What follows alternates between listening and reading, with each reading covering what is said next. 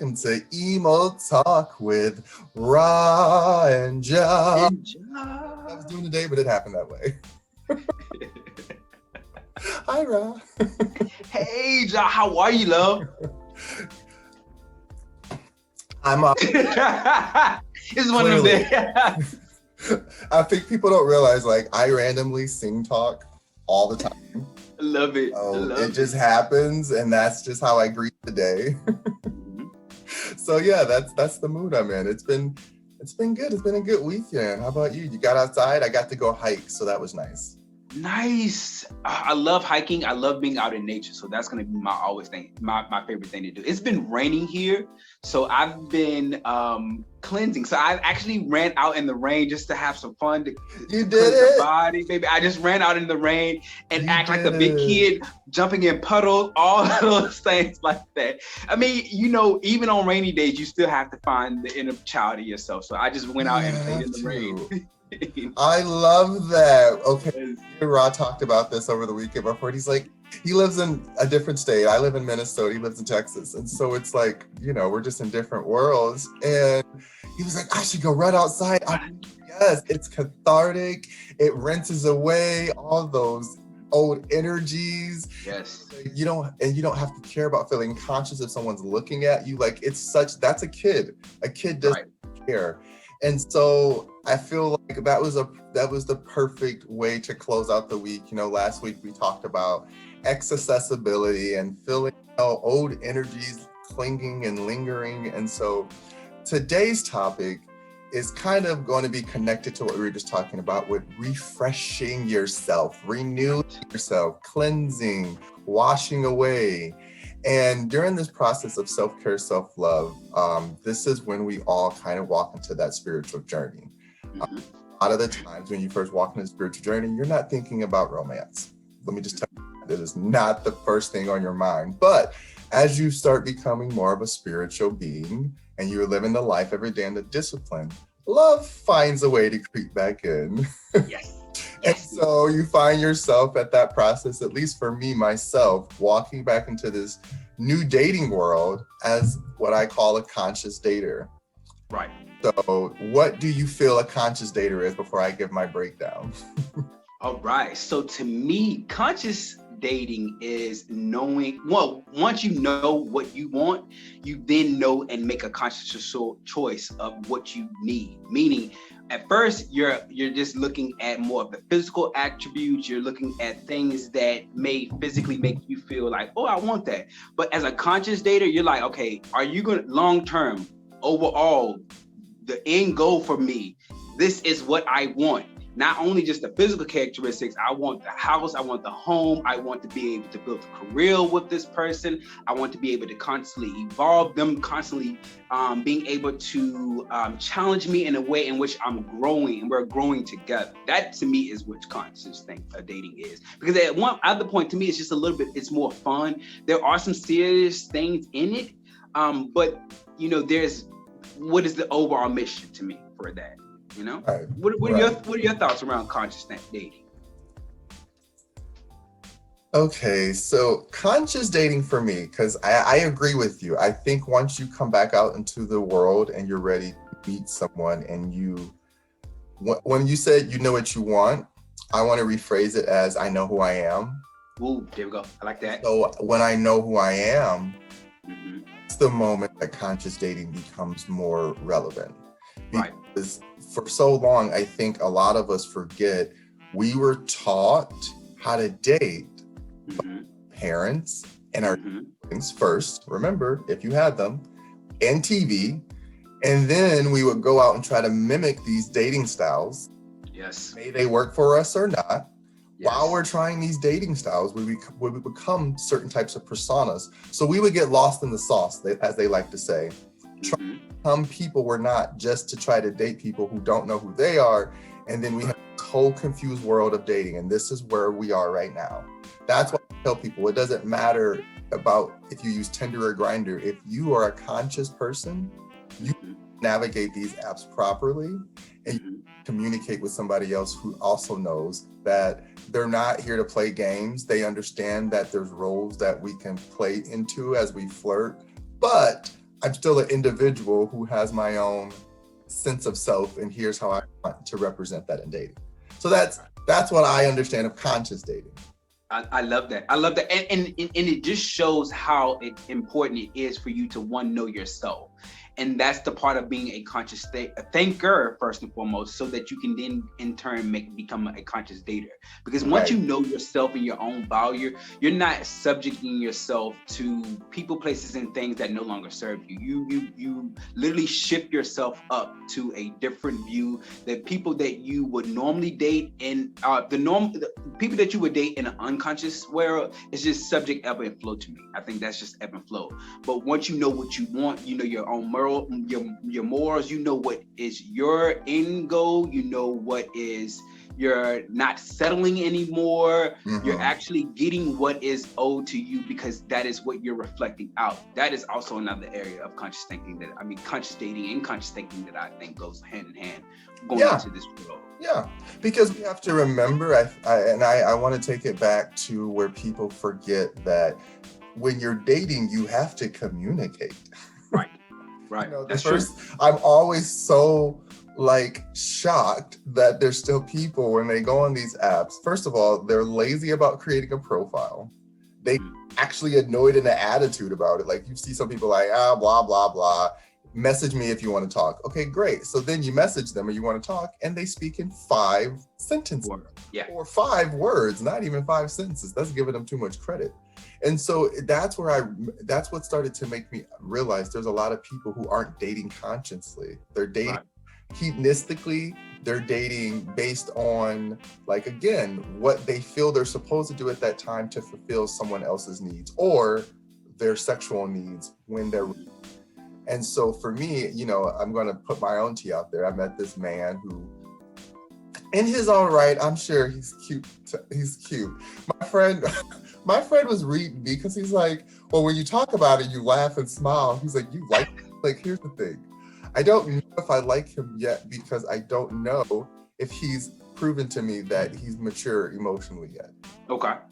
Paper, great. Everything looks nice. It's good, right? Emotionally, he does not know how to communicate with me.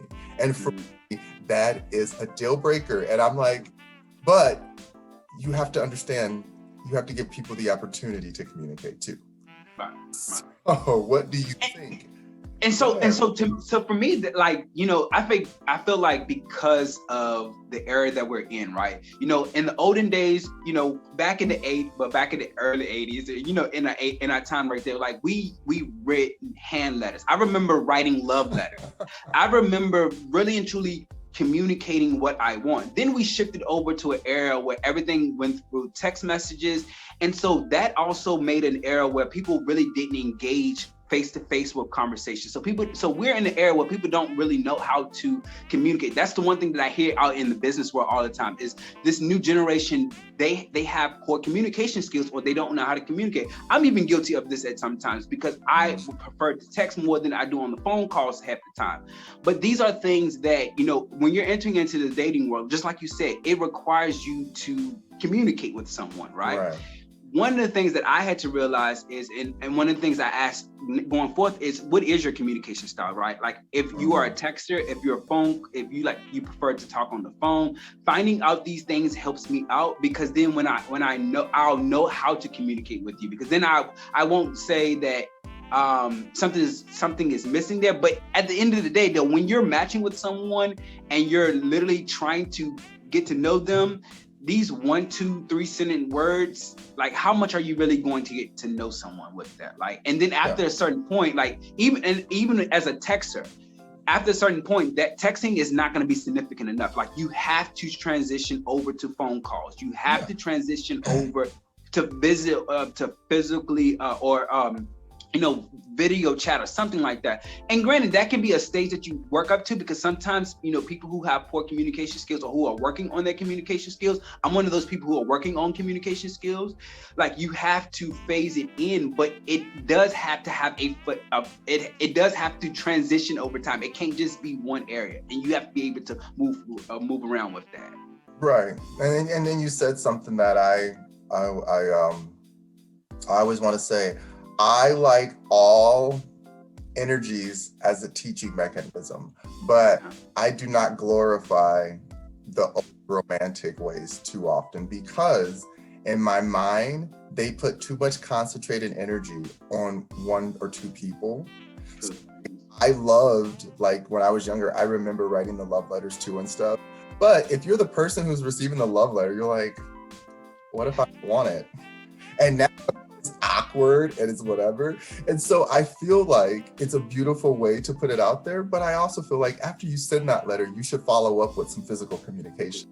You know, I teach kids that. No one taught us that. We just taught me yes or no. Now pass through my friend of a friend, because remember, we put people through the friend of a friend to make them emotional filters for us. Mm-hmm. Yes. That's hurt. I remember as a kid, I'm like, why are you telling her to tell him when you could tell him, well, I don't know. It's just, because you can take the hurt from your friend better than you can take it from them. So I learned very quickly, we were taught how to deflect that emotional communication. We use the logical stuff over the emotional stuff. And the old generation, which I love them to death, they are really good at creating that moment of, oh, it's so beautiful. I wish I could have that.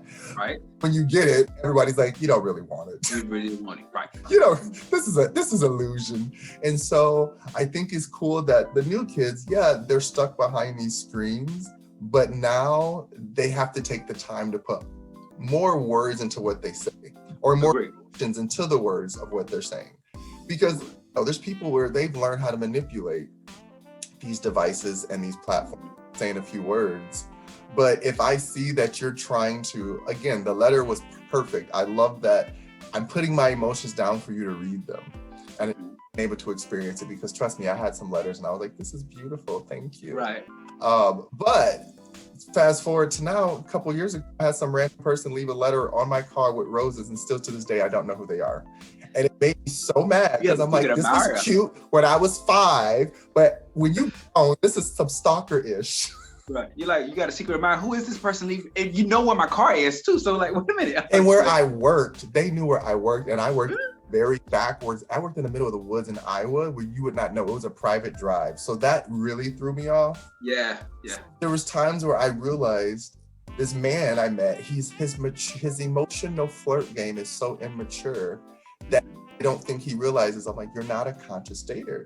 And I get that for some people for so long, it's been cute to use these ways to flirt, but it's like you have to advance that along with everything else in the world. If the technology you're using can help you talk to someone across the world, why would you not advance your consciousness of how you communicate with them? Right. I agree with you on that. So I was listening, because I was sick. I was like, I like what you say. I never disagree with Rah. Understand that, people. But I understand that I come from a world where old heads will hear, remember back in the day, it was great. Ain't no time for make America great again, bull crap. Right. None of that. It is what it is, and it taught us where we were, but everyone stops emotionally at love. Everyone thinks they have to stay immature at love. And I want to actually, like, when you meet someone immature, to me, that's a non-conscious person. How does that make you feel? You know, it really makes me feel and want to question my own self to a certain degree, because it's like, you know, am I, and I, for everyone who's listening, like, I'm one of those people who is in that transition phase. Like, I used to be in an old energy, and now I'm in this new energy. And so I'm seeing the difference between the two. Like, I literally I'm an introvert. So I'm one of those people who don't necessarily like to communicate. So for you guys who are in this pool, things that helps me out this way, like, I have to tell myself, I like to communicate. I have to do those I am affirmations to let myself not be annoyed by certain things. So I'm telling the group, you need to start doing that too. Because as a conscious thinker and as a conscious dater now, you're going to be so subject, and I'm playing out old ways of dating and old ways of thinking. Those old surfaces are always going to be coming to the surface, because that's muscle memory. It's something your body has been doing for so long that, baby, it's just think that it's automatically there. To be a conscious thinker, you have to challenge your old way of doing things. You have to challenge and say, why am I doing this? Why am I this way? Like, I'm like, so I have to tell myself, I'm like, okay, well, you want to date. So you need to communicate. So I am now saying I am an effective communicator no more. I'm not gonna say, I'm not saying, oh, I don't like to communicate anymore. I don't. So you have to speak these things into your existence. That's step one. Okay. So everyone knows you have to start affirming and speaking, especially if you're in that transition phase, right? That's how you become a conscious thinker. Once you become a conscious thinker, then you saying to yourself, okay, now when someone approaches you, you're consciously thinking about the things that you've been through from the past, the things that you're wanting now, and then you ask yourself, okay, and you ask yourself, these is what I want as a conscious thinker, right? So if they're not giving you these things right there, I'm automatically be like, you know what, this not it. And I'm just now when in that same example, what do you say for yourself? Because you set it up for how you feel about them, but what moment of being conscious, when you look back at how you used to date and you see that in that moment you weren't a conscious person then, but you are a conscious person now, how do you evaluate that moment? Because for me, I see where I was conscious, and now I see why I attracted people like that. Yes. That's it. Now I can be conscious to say, no, baby, I'm good. That's it right there. That's it, because you recognize the lesson. And as a conscious thinker, that's the whole key to it, is to recognize the energy and recognize where you want, so that you don't repeat cycles, so that you don't repeat going down, getting or falling for the exact same people. You have to then make that. So when someone does that, just like you said, the first thing that I'm saying is, you know what, I used to be in, and I literally sympathize with them to a certain degree, because again, I'm one of those people who just bridged over. So I recognize that, damn, I used to be like that. Like, I used to think this way. I used to act this way. This is why I am still attracting this. And then I say to myself, now that I'm not attracting this anymore, I'm like, okay, well, you know what? Those were the old set of energies. I recognize those were the old set of energies. I recognize that there was a time, because again, manifestations are I saw something earlier, like say manifestations are delayed sometimes. Like sometimes you create them so in the future, right? So that when you shift over, you're like, okay, I see this is what at one point in time I asked for. I asked for this at one point in time. I did ask for it at one point in time, but now that I have evolved, I have changed my thinking. It no longer serves me. So things that I asked for no longer is what I really want now. I have to understand that they're where there is. If there's a teachable moment, I can do a teachable moment. But other than that, I'm like, it no longer serves for me. So, let it go. I mean, it is what it is at that point, You said something, I was just like, K. Michelle said it, and I love it. She's like, I learned very quickly, you will get exactly what you asked for if you are writing it down, because that's a direct manifesting tool. And she's like, when I was writing my music, I had to be careful, because that becomes a chant and a spell to summon it in. And talking about is broken hearts and needing a thug and everything else. Yes. You gonna keep getting a thug. You gonna keep getting it in. And then you keep getting that cycle. Or you might be producing good music, but you're asking for it. I remember I said that. She was like, at some point, I saw that my fans loved me being sad, because that's who I was writing to. I was writing to that energy, and that energy feeding off. And feed off of writing, but they were feeding off of my pain. And you don't want to make your whole career to feed people who feed off your pain. Right. But it's funny that you said the affirmations. This, again, me and Rah, we talk about stuff, but some stuff, when we have these episodes, this is all it is the hidden. It's fresh off. We just having a conversation and y'all watching, okay? You said that part about affirmations, I smiled, because I literally have said to myself, I call it my 3 E's. I don't know why I'm obsessed with E's. It's in something that's been there, but I say that I'm an efficient, eloquent. There you go. And what's the other word? Oh, effective speaker. There we go. Yes. I would say I'm an efficient, eloquent, effective speaker. And I'm an efficient, eloquent. And so for me, what that does is it reminds me to take the time to choose the words that represent the best emotions, so that I'm telling you how to understand who I am without any confusion. Right. Because I've learned there's a lot of people who get lost in translation. Well, again, it was so funny. The guy, and I told him, he was like, well, am I going to end up on your show? I said, yes. I won't say your name, but I will embarrass the game, okay? Just kept talking about sex over and over. And I'm like, I think it's fine and healthy that you enjoy sex. I think it's great that you want to talk about it and you express it, but I don't think your humor should be all sex humor. To me, that shows me a level of maturity that I'm not attracted to. Now, I'm not saying I'm not attracted to you, but I'm not attracted to the way that you find humor in situations that it's like, this is so like grade school. Sex humor is so old school. Like, yeah, it can be funny, I guess, sometimes, but it's lame to me. Yeah, it is. If we're just talking to each other as adults and I'm trying to get to know you as a person because you say you want a long-term relationship, that means we're going to have to learn how to talk to each other and communicate. And so if I'm talking to you, you're making everything into a joke, that tells me right there you're not going to listen. Yeah. Okay, this is where the conscious part comes in, people. Yep. And if I'm speaking, I get it, like he, works in, I'm going to say in the linguistics field. So tries to correct grammar. That I'm like, that's a no-no. Don't know, right. Person you're dating or talking to or trying to get to know, because in that moment they're trying to just have a leisure, vulnerable conversation with you. Over here being critical, making it about something that either you're trying to one up them for your ego to show them that you're smart, or you're trying to prove something to yourself. I don't know what it is, but you cannot bring ego in a relationship and expect reciprocity, whatever you want to call it, because again, it's all about coming together to feel that balance. And if I feel like you're focused only on something superficial, then I know you're not a conscious thinker in that moment, but for sure you're not a conscious dater. And this is why I tell people, if I can recognize these things now, those are what we call the pink flags before they're red. Okay. Yes, I'm not saying that it's going to fall apart and not work, but I'd rather you get that red flag to a pink flag before you approach me. I agree. I like that. Yeah, I love that. I love your 3 affirmations that you utilize. I mean, because for someone who so for me, there was blockage in my sacral chakra, meaning that I over sexualized everything. So that's where a lot of people have those conversations. They're physically lusting for everything. There's an imbalance in your sacral chakra.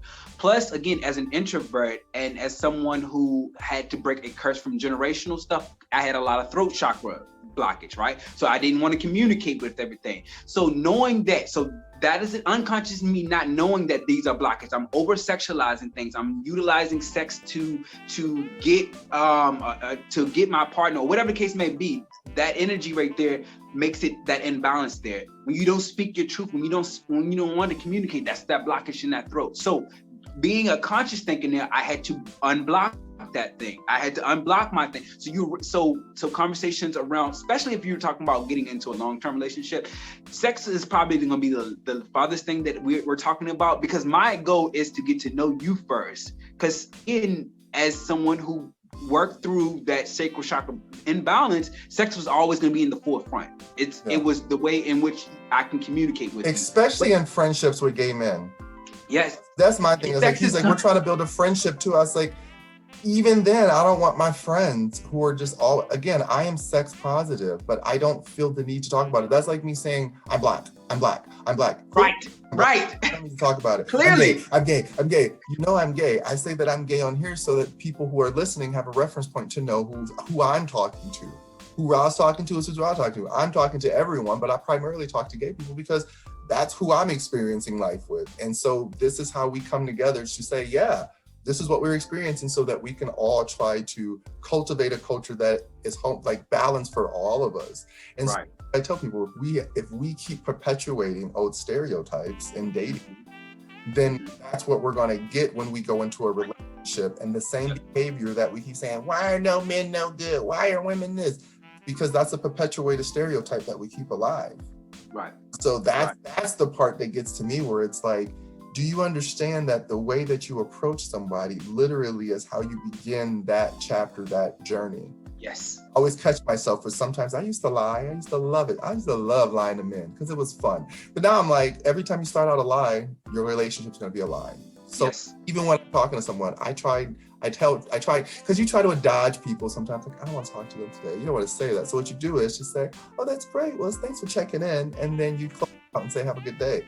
Versus lying and saying, oh, I'm busy, I'm doing this. Now you're just adding negative energy to it. Yes.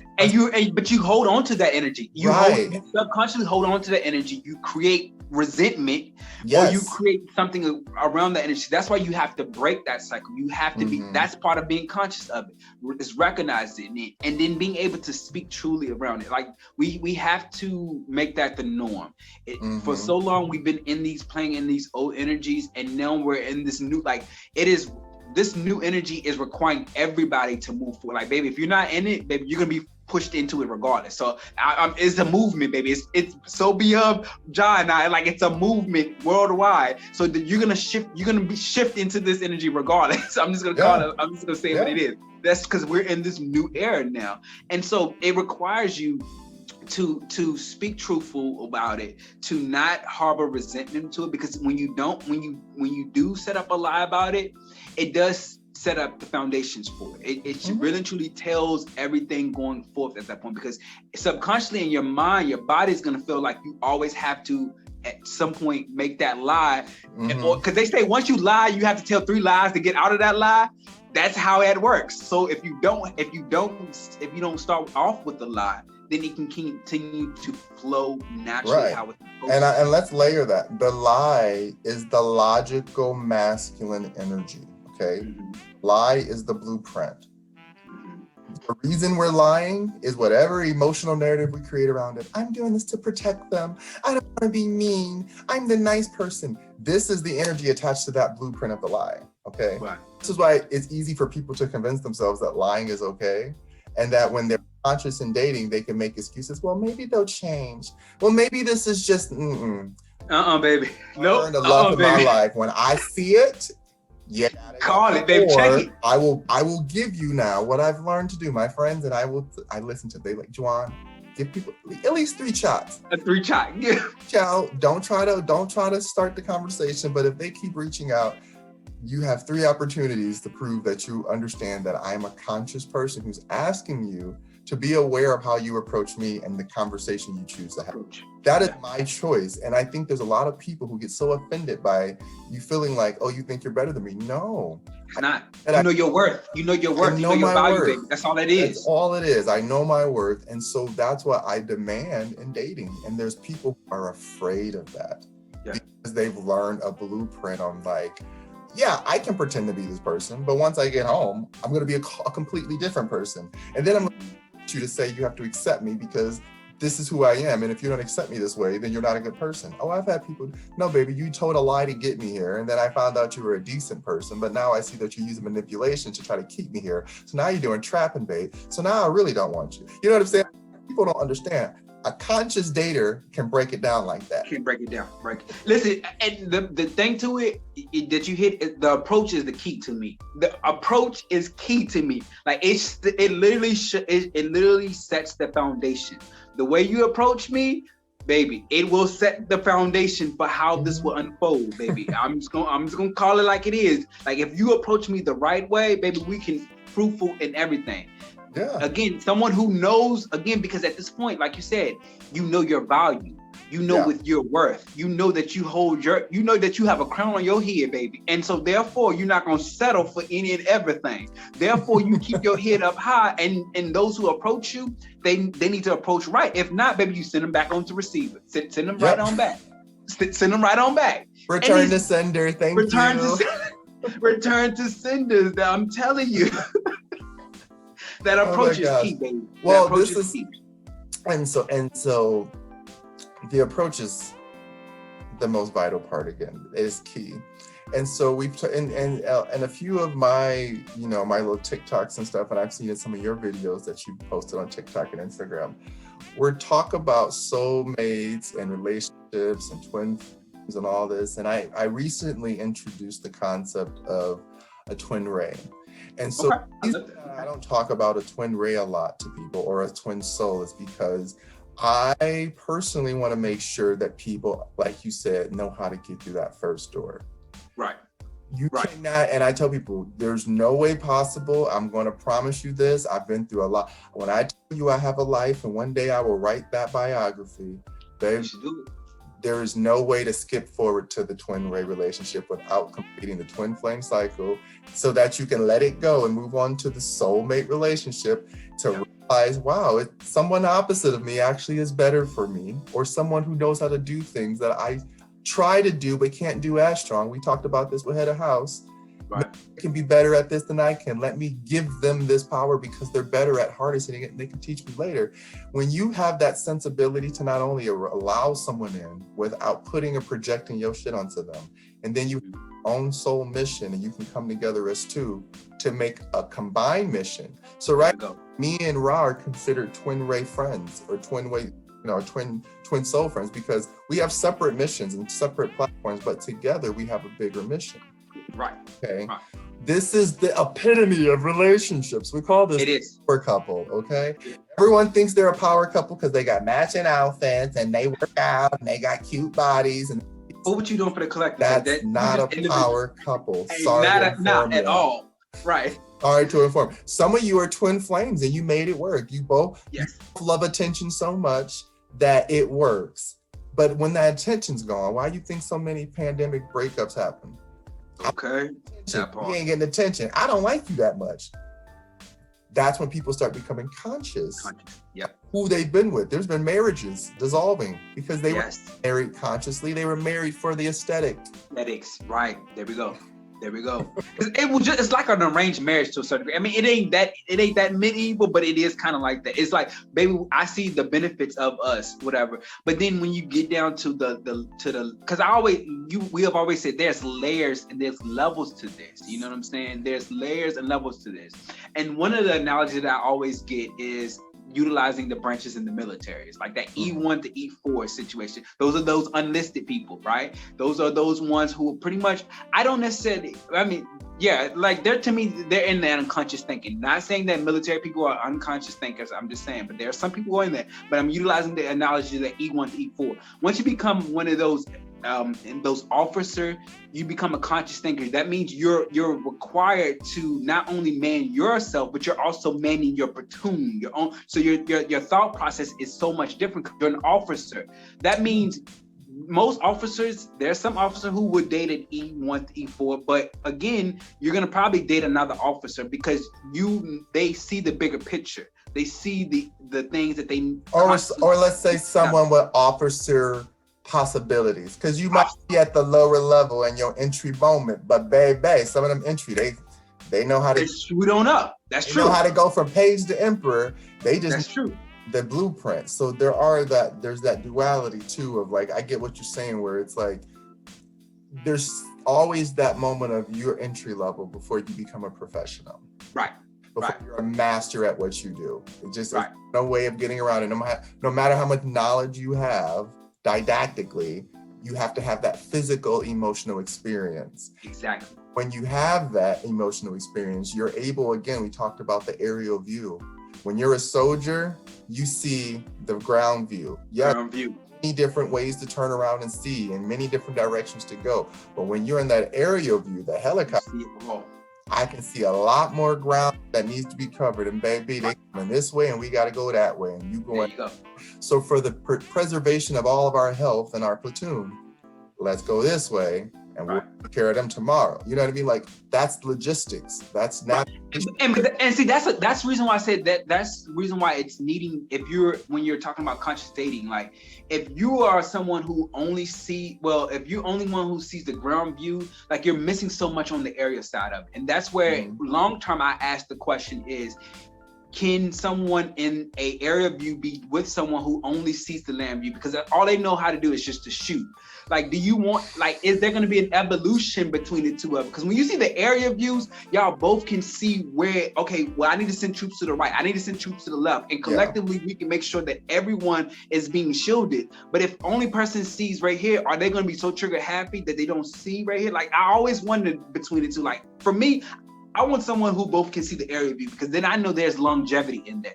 That means there's a constant state of evolution there. There's something that's constantly going to change us, because we're able to see from all directions, not just that one direction where we're just going to shoot. Like that's a question to debate. And that's where conscious thinkers and unconscious thinkers tend to go head in head with each other and not necessarily work out. Yeah. So I was gonna say, that's why I was making a face like, it can work, but I want people to understand when you work with energy, you have to strip away your human understanding of a person.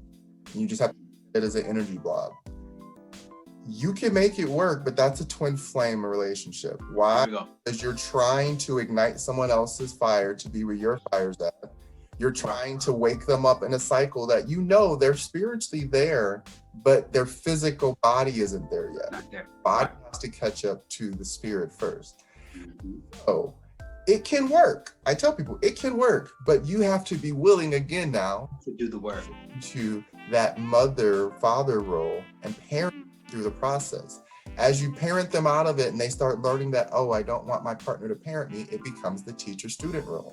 Because and eventually the student still has to come back to the teacher to figure some things out, but they don't need them to oversee everything and just sit there like, you know, a micromanager. Once you go from this teacher-student, then it just becomes a straight balance of whoever is the dominant or masculine energy. And you shift between that. And then as you guys keep figuring out which energies you are, you'll come back to that. That's why a lot of our past parents' relationships, we've been together this many years, but it wasn't easy in the beginning, and we went to therapy, and we did it. Beautiful, but guess what? We don't have to do that anymore. You have to, right? Off into two opposing worlds to try to make it work because other people said you had to. So, the thing about the aerial view people, now let's just call this our healers, our spiritual thinkers, our gurus, dating each other. I personally, that puts us in the soulmate world. Right. Because we can all energetically understand we're souls, we're healing, we're love, we're this. But me personally, no. I don't want another area view person. Who I actually want is the person who is the director of all that energy. Okay. See, I'm smiling. That's who deserves to be called daddy.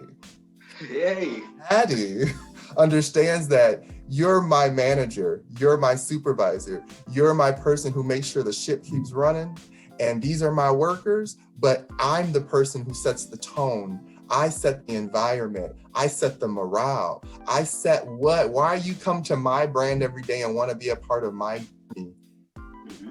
daddy energy. Yeah. That's twin Ray when he like, baby, I see you, but I'm running this over here. While I'm running this, can you handle this? And then we go ahead and set this up for later so I can have some time for you. Yeah. There you go. So you got your enlisted, you got your officers, and you got your commanders. That's how I'm looking at it. You got your commanders. To break it down, I can break it down. I love that. You got you're looking for your commander, baby. Yeah, I mean, because again, you're off, and just like you said, and this is why I keep saying there's levels to this.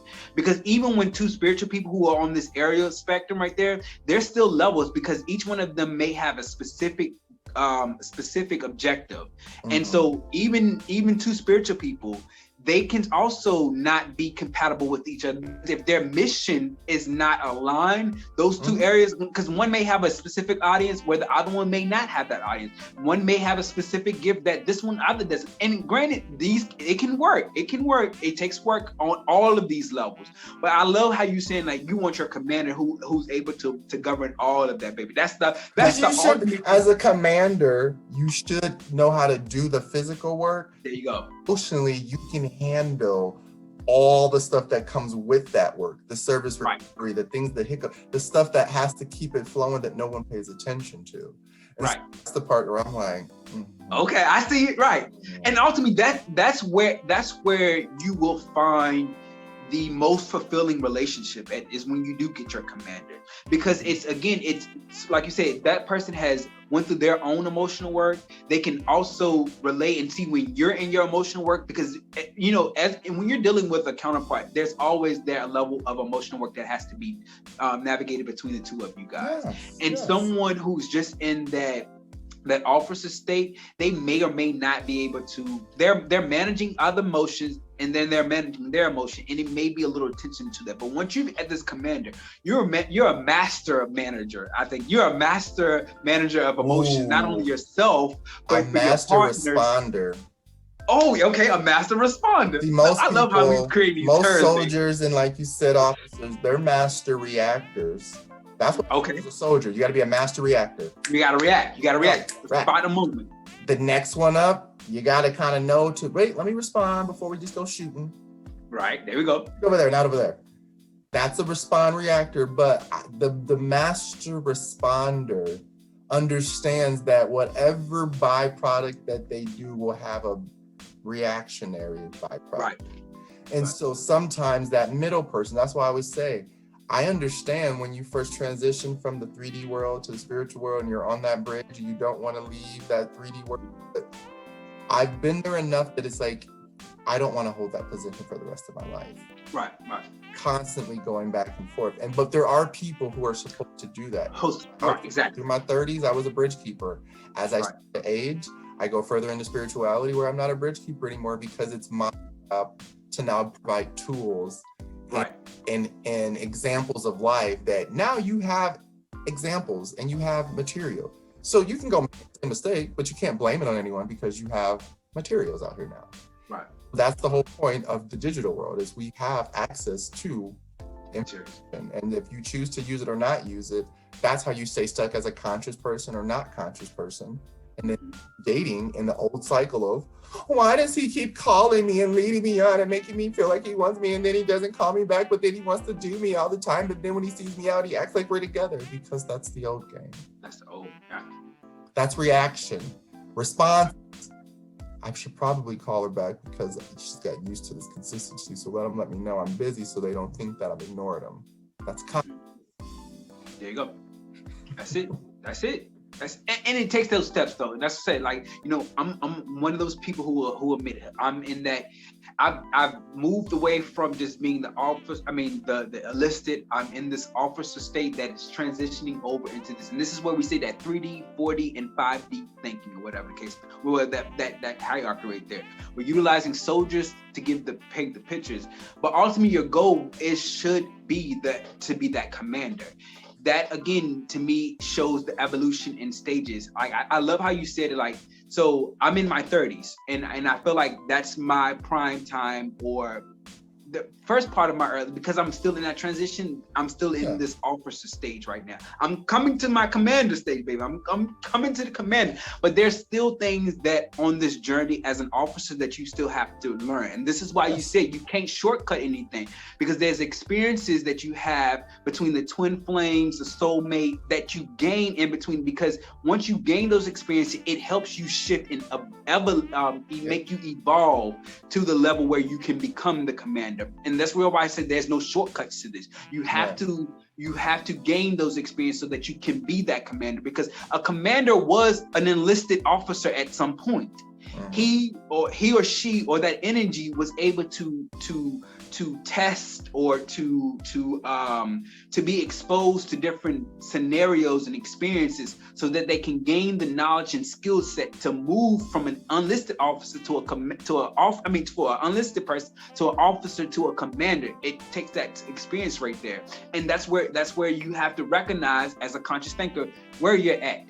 And when you're thinking about this, you also ask yourself as an officer, you want your counterpart to also be on that trajectory with you. Like if they're only wanting to be in this one set of energy, or if they're only wanting to be on a foot soldier and you're on the commander track and to be set to be a commander, you're gonna be unless you're wanting to be the parent at all times, meaning you're teaching at all times. That's draining. I mean, I don't want to. It can be depending on your level of ego. I want to tell people, depending on your level of ego, I tell everyone there's someone out there for everyone. Remember, everyone. Yes. Based on our paradigm of how we grew up, there's conservative energies. I tell people I'm a conservative energy as a gay because I still believe in monogamy and I still partner who is more masculine than me. I know people are like, Jawan, that seems, I know, I get it, but I feel that I'm more of a feminine energy, and I've just learned that I'm too ingrained to be with someone who's like trying to be the feminine. I'm like, no, I know better, you gotta go. So that's why it's important to go through all these energies. And just so people, I want to give another analogy so people don't get on the sauce, because I'm like, I understand how officers and stuff work, but let's just say, think about working for a restaurant. It's your first job as a cook. A line cook is simply a person who has no say in what they cook. You cook what's in the book. Whatever on the menu, whatever you're told to cook, exactly how it is directed to you, you cook, okay? You cook it. After a line chef, then you move up to another level of chef. They have their different cook levels. But then after you finish all the cook levels, you can move into what we call that sous chef, okay? The sous chef has now made it to enough that they know how to do the line work, they know how to do desserts, they've proven a level of skill work that they can do all of the kitchen cook roles. There you go. Now they're a sous chef. So they can now kind of have an oversee of how that world runs. Creates the menu. There we go. There you go. What I tell you to cook, because it's my creation. There you go. It's simple as that. I want the chef. So the chef can date a line cook if they want, but that's where the ego has to be big enough to be like, I like to teach my subordinates. That's hot. And you got to be into that, oh, teach me, baby. Exactly. Again, I know I'm making fun of it, but it's not distorted unless you actually believe you have that much power over a person. That's just my answer. It's hot. It's just in the bedroom and you're playing a role. But if you actually think that you run a person, that's not, then have fun with that.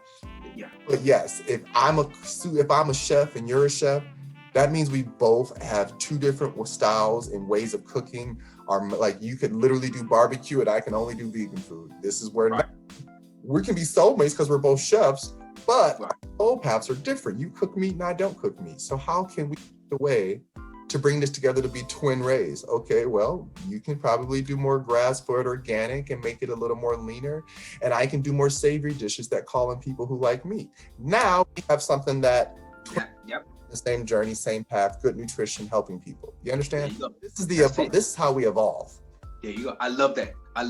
That's how we evolve. And that's the whole point. Like, I feel like for so long, we speaking for my parents, like marriage was something that, again, it was a cultural thing that everyone needed to do. Again, I'm supportive of marriage, but the way in which it was done is like people stayed together just because they were told they had to do things. They were told this is how it goes to, and there was no evolving in there.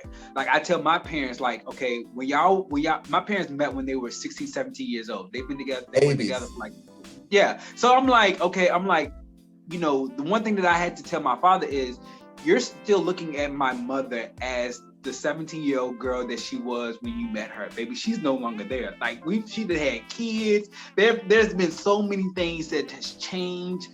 We've moved. There's so many things, like you can't continue to look. And that's why we say you have to now. People have to shift out of this mindset where your relationship should always constantly be evolving. You should always be able to say, we're two chefs. We both have specific menus that are good. How can we combine our menus to make sure that we're getting the massive, baby? Because at this point, it's now the collective. And by doing that, you're not only feeding the collective and the massive, but you're also challenging and creating and feeding yourselves, because now you're challenging. That's the good word. So challenging yourself part. Now for you, what does that look like? Let's say that there's something that you're not used to, but you're okay with, like someone else doing, but it challenges you. Is there something that you feel in relationships that kind of happen? I know mine, but I want to know yours first. So do you want an example of mine first?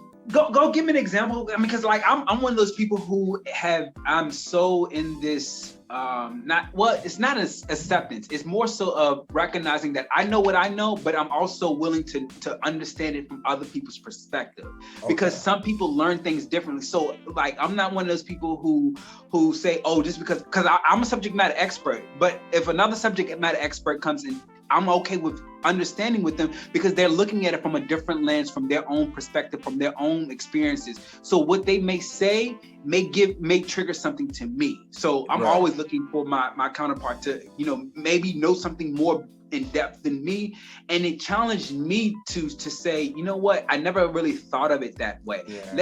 I can see it from your perception. I can see it from the way you're doing, because it shows me that I'm not stagnated and stuck in my own thinking my thinking is the right thinking. That's where you don't grow there. You have to always say, okay, well, I know what I know, but it's okay that other people know what they know, and maybe what they know is okay with me, because then I can say, because I'll go into every conversation like this, saying that I might not agree with everything that you're saying, but there are pieces of what you said or something in there that I can always take away. So I don't always agree, but I always find nuggets in what people are saying, because they're living it, they're saying it and articulating it from their perception, from their experiences. And I can't that experience is so valid for them that I can't invalidate that to them. Yeah, you said it. Because that was the thing, I think there's moments where that's the conscious dating. So here's the thing. I talked about the guy earlier where I was like, dating style is whack. But I'm allowing me to get to know his energy simply because I learned that overtly talking about sex was his icebreaker. You know, a world where, again, I have to remember he's, decade older than me. Y'all can do the math. And so he comes from a world where sex was looked at as dirty and bad, and it's like, no, we're human, we're supposed to. It triggered me that he talked about it so much, but it didn't trigger me to the point that it turned me off, that I wouldn't get to know him, because I'm like, you have to understand, this is not me. I'm celibate. I don't talk like this. Yes, I talk about sex with my friends who I've known, but not some man I just met who's like, I met off a dating app. If I met you off a dating app, I always tell people, if you meet someone off a dating app and you just want friendship, then keep saying, I only want friendship. I'm only looking for friendship. Make it very clear. But get on that app, and then we go and start talking. And then you say you don't want relationship, you want friendship. But I say, great, friendship. And then you continue to talk to me about sex. That's confusing. Even with a friendship, sex should be the last thing we talk about. Exactly. Okay. Real friendships are not based on just talking about sex. You can't have a friendship solely based on sex. Great. But what I mean in a real friendship, I mean, if you can't talk about other topics that have to do with your life, your vulnerabilities, your goals, your mission, that to me is a real friend. But if you're just like, hey, bro, let's talk about sex. Yeah. All right. Hang up. That's not a friend. That's not shit, bro. Right. Exactly. Right. Like, know the difference, people. Know the difference. Know what he just said. That's the difference. Know that difference. Yeah. So that's why, even in relations, I meet people. I'm like, is this your friend, or is this you talk to about stuff when you feel lonely and single? And so it's fun to talk to someone about this with, so you get it off your mind, but you guys have innuendos with each other. You know what I mean? Like, that's what I could tell is like his friend, those are his friends. And people don't realize when you treat me that way, that's how you treat other people. So you're telling me all your friendships are sexual innuendos? Right. That means somebody wants to do somebody. There you go. So that's why I tell people, when you're conscious, you can stop yourself from getting hurt before it happens. I always say, people crap on love and say, oh, fuck love. Or excuse me, y'all. That was my one F-bomb this episode. What? I was trying. We tried, baby. But you can't get mad and blame love when you walk in and see all of the flags.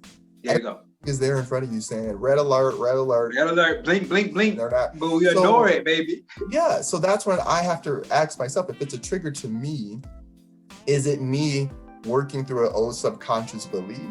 Or am I here because it's an actual red flag? This is the part that's hard when you're not a conscious dater, because you think, oh, let me just give him a chance. No, baby, that was a pure red flag. This next person you met, no, last time, no. That last time was a red flag. This time it's just saying, hey, this is their style. They don't know. They need to be taught. Right. It's hard and it's annoying, but you taught me like every partner you meet, baby, on some level, you got to teach them something. Yeah. Yeah, and you have to be willing to receive it.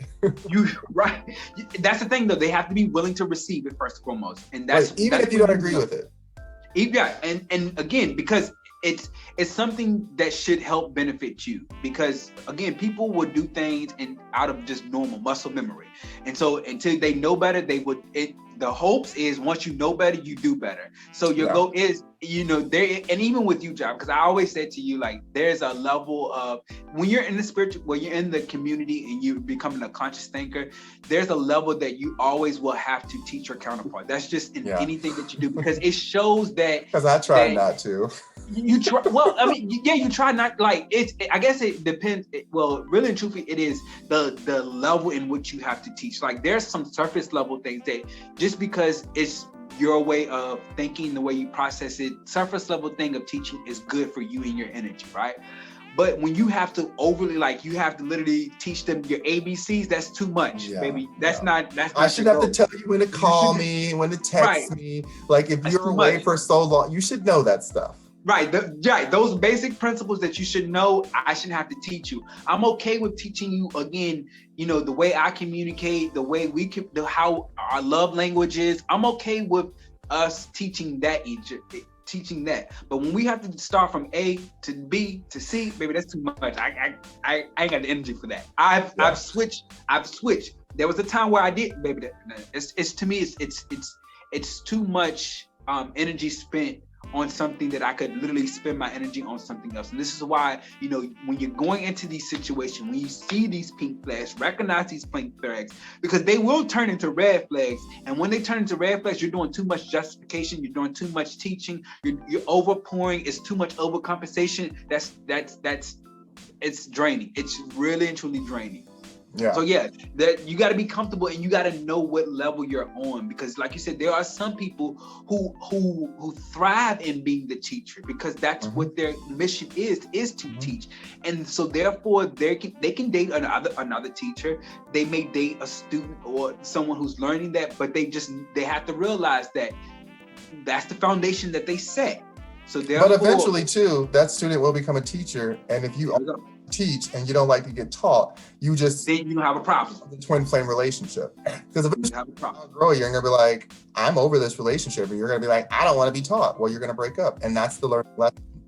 Yeah, so you go. Tell people you can choose these relationships if you want to. Right, there you go. It's your choice. It's freedom of choice. It's your choice, baby.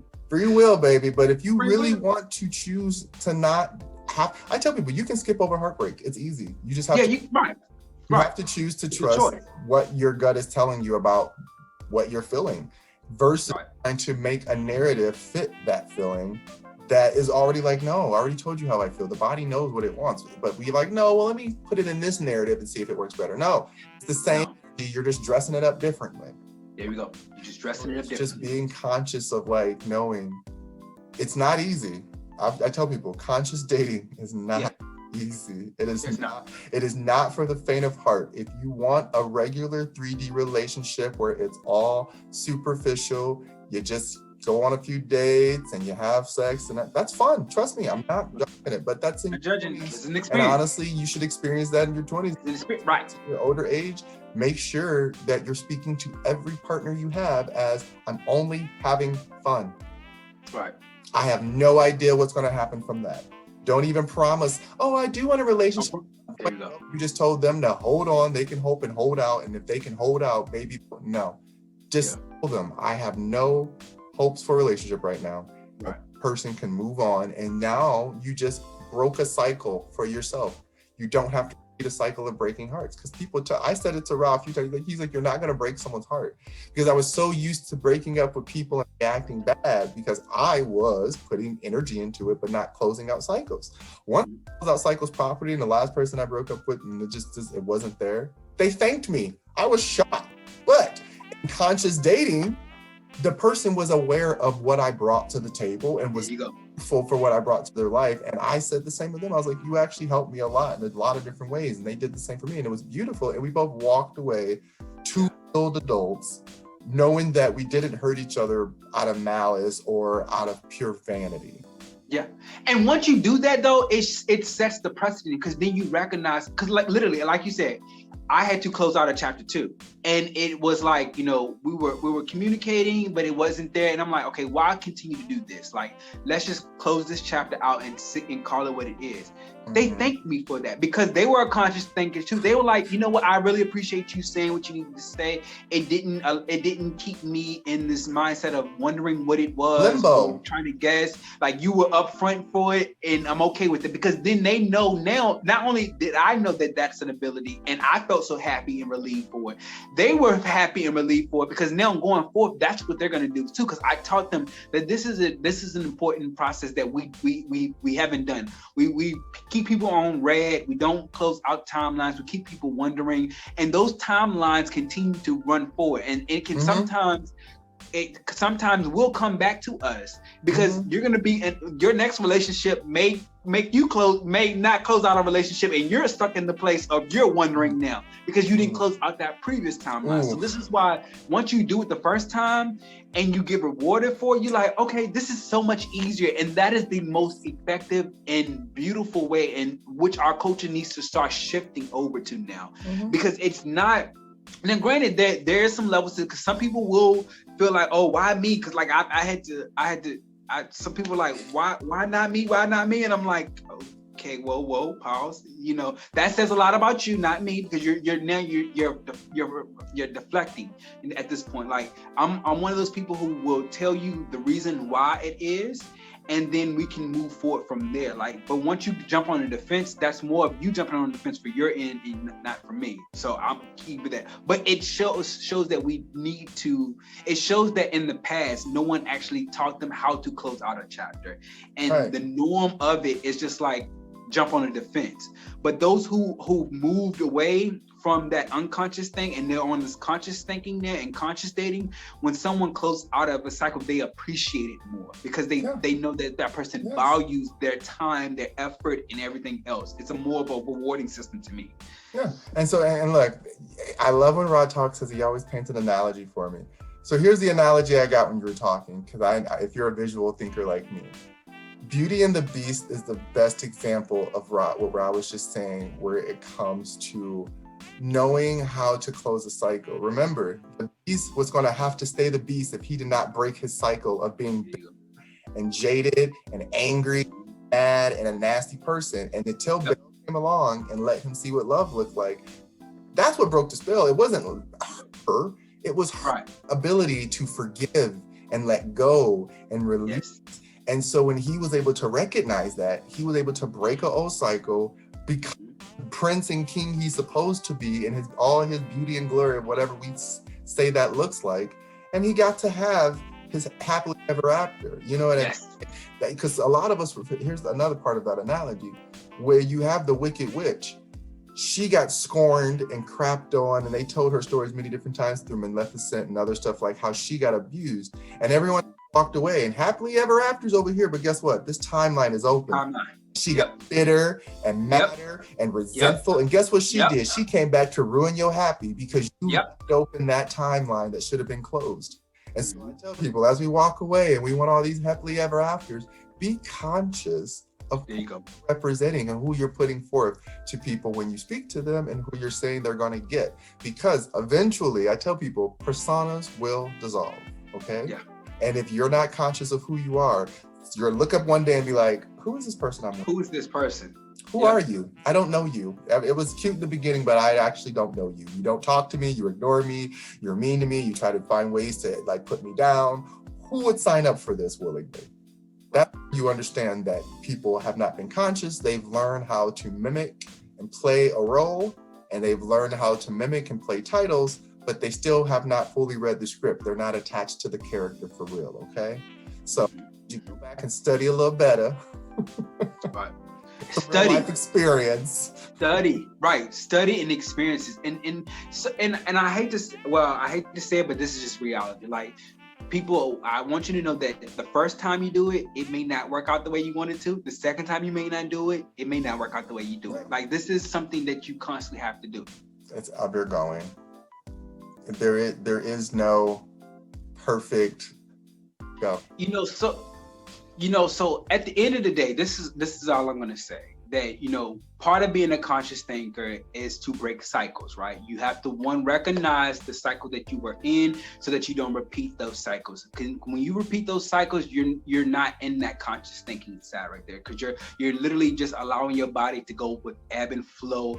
Everything that you were used to, you just go with it. The moment in which you decide what's best for you, you know who you are, you know what your values is, you know what your overall goal is. Meaning, even when you're dating someone, like your goals or your mission, they may, like your mission, the ultimate mission has to line up. Like the vision has to line up there, because if not, someone who doesn't see the vision and mission there, there's going to cause conflict there. So you need to make sure that this person meets up with your mission, your values, and then being able to know that you shouldn't be so finite in your energy. Again, like I said, I'm a subject matter expert.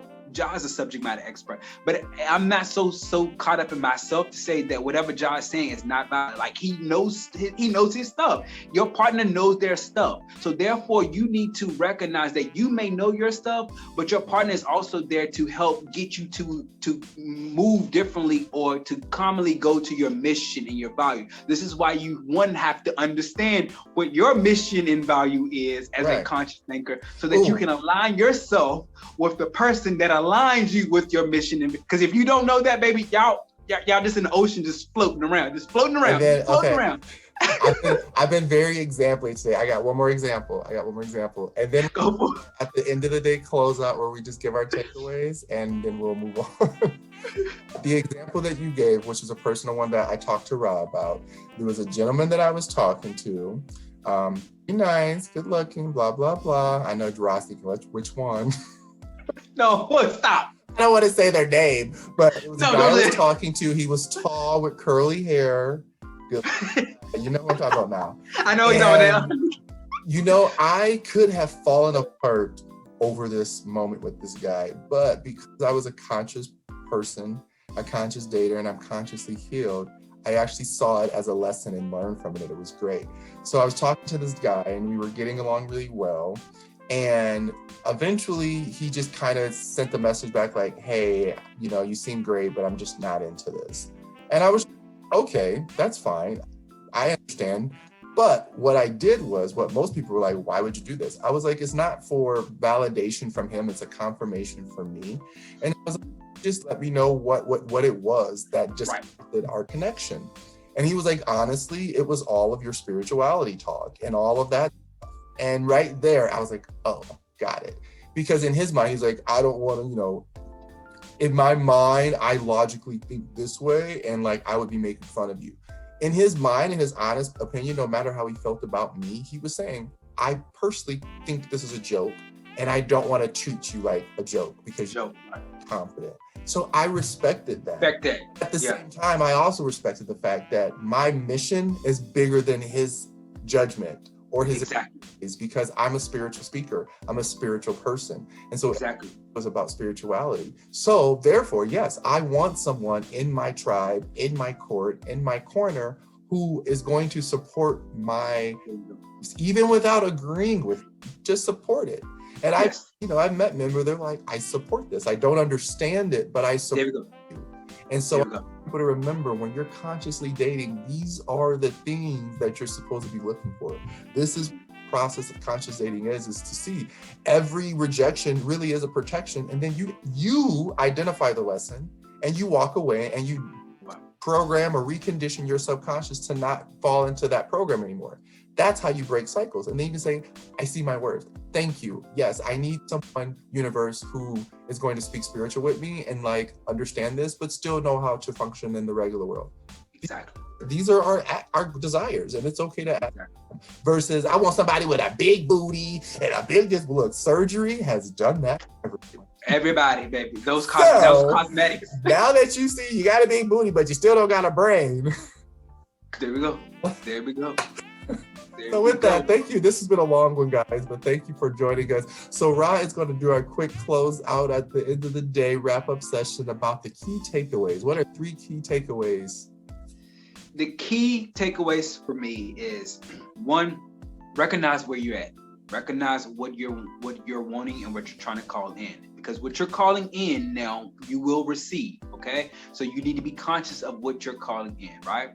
Once you're calling in these people, know that, you know, you still have to interview these people. I always say, you know, the one analogy that I gave to Jah was, you know, you're going to be presented with these well-qualified resumes, but at the end of the day, you still have to interview these resumes, right? Because you shifted over, you're more conscious. The pool the people will be qualified at this point, but each one of them has their own mission. They have their own goal. They have their own vision. So your goal while you're interviewing these people is to see if this person is going to either help evolve your mission and your goal, or are they going to be counterproductive to your mission and goal? Because if they're going to be counterproductive, then that's not a candidate that you want to continuously further to interview or to pursue. Recognize that. Just like the analogy that Jah gave, like they closed the chapter because he recognized that spirituality wasn't something that he was going to do, or he didn't take serious. That's a pink flag that had you continue to go down the road, you're going to be speaking a language. It's one thing for you not to understand what I'm doing, but you're supportive of what I'm doing. You don't have to fully understand it, but being supportive of it, that's a green flag. They don't understand it, but they support me in my endeavors. That means long term. That means they see my vision, they see my mission, and we can go together. Those are the things that you have to recognize. And it all starts by one, recognizing what your mission and value is. Then you can make the conscious choices, because then you will recognize when others are not on your playing field, and then you play accordingly. Okay. And as we go ahead and say, just because you qualify don't mean you're ready. Don't mean you're ready. That's true. You're ready though. That's true.